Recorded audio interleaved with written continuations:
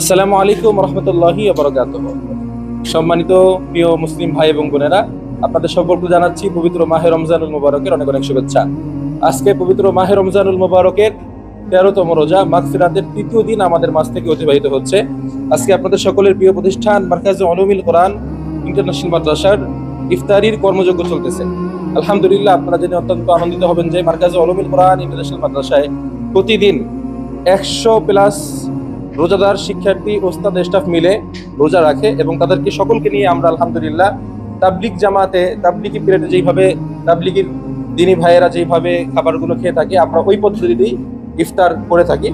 আজকে আমাদের মাদ্রাসায় ইফতারির আয়োজন করেছে আমাদের মাদ্রাসার হিফজ বিভাগের নবীন শিক্ষার্থী মোহাম্মদ সাজ্জাদ ইসলাম, মাগুরা থেকে আগত।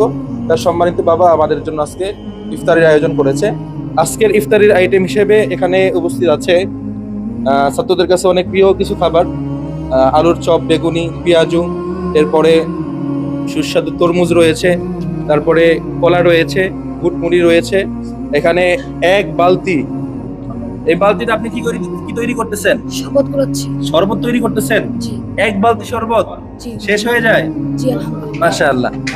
আমাদের রোজাদার শিক্ষার্থীরা এখানে উপস্থিত রয়েছে।